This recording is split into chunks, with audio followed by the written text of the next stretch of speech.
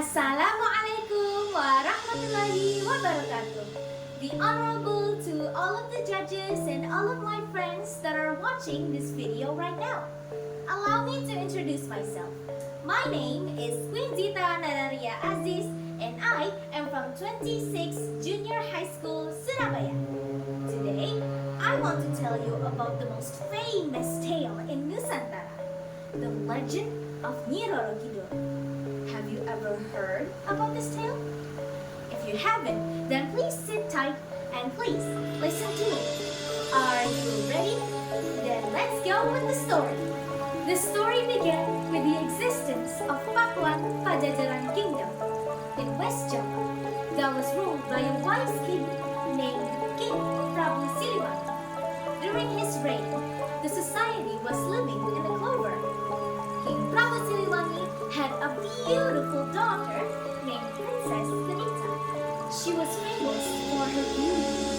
Aside from that, she also had a wise personality, just like her father, which made her a prosperous succession candidate. However, when they knew that Princess Kidul was going to become the queen of Pajajaran Kingdom, the concubines and their children disagreed with this idea. So they discussed about getting help from a great witch from an isolated village to get rid of Princess Kidul. They wanted to pay her to curse her with leprosy. One day, one of the concubines commanded her son to venture into the woods to find an isolated village in search of the witch. The son then finally found the isolated village and asked around to ask about the great witch. Do you know where the great witch lives? The witch? She lives over there at that old and over-decorated cabin. What do you need her for, darling? Oh, I apologize, old lady, but I am afraid my needs are none of your business, answered the son. The villager felt so hurt, she immediately left the scene and continued to do her daily work. The son then arrived at the witch's house and asked for the witch's help. What dost thou want, dear child? Do thou want love lives or everlasting power? Or even the curse of doom? Asked the witch. I am the son of King Prabu Siliwangi, and I was ordered by my mother in search of you. She and the other concubines wanted to curse the daughter of my father's first wife, a curse that could ruin her beauty and her life, answered the son. Oh, very well, son. I shall grant thou this pouch. Put it in her drink and see what happens tomorrow. The son then thanked the witch and left her place and did what she told him to do, to spike her drink. The next day, Kidul woke up from her sleep and drank the spiked drink that was on the table beside her bed. She then stood up to do her daily routine in her wardrobe. When she looked on the mirror, she saw wounds and ulcers all over her body. My skin, it's ruined! It's ruined! Princess Kidul fell to the ground and called out her father's name. The king, who heard her screaming and crying, ran over to her room with the other concubines and immediately took her to the royal ceiling to ask what happened. Unfortunately, it was a disease that could never be healed. As days passed by, her sickness grew even worse.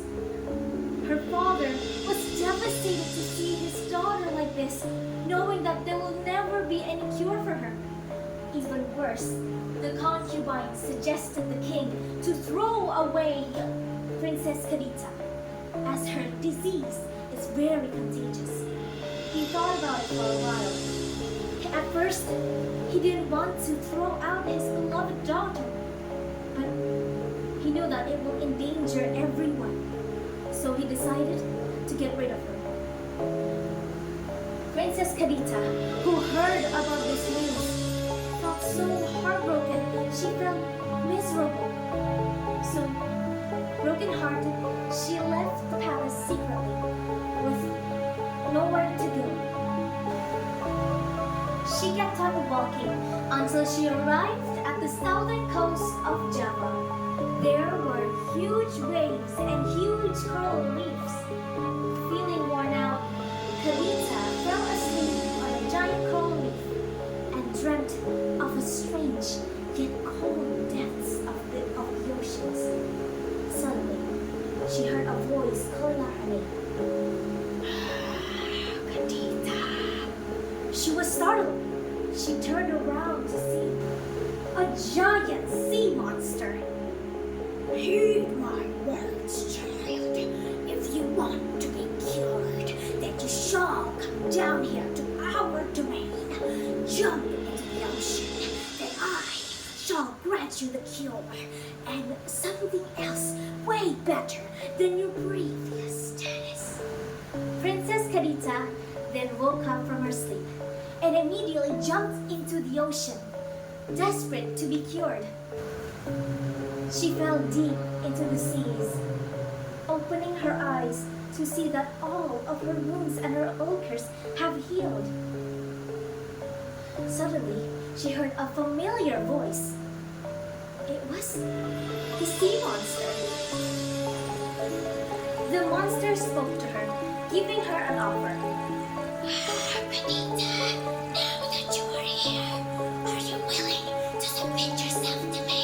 If you are willing to, then I shall cure you and give you the title to rule over the southern seas.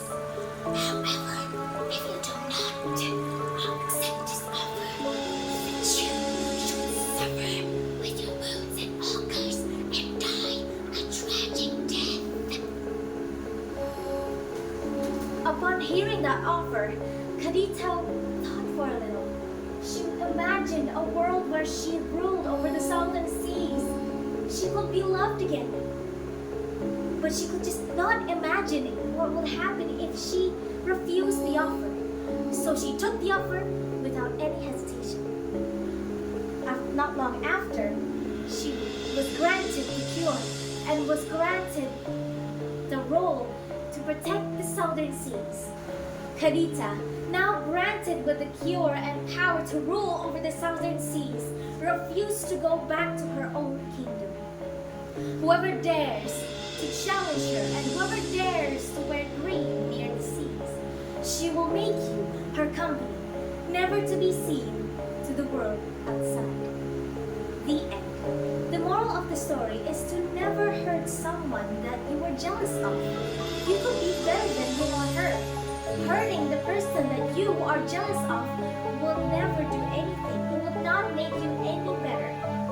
That is all for my story. Thank you all for paying attention. Wassalamualaikum.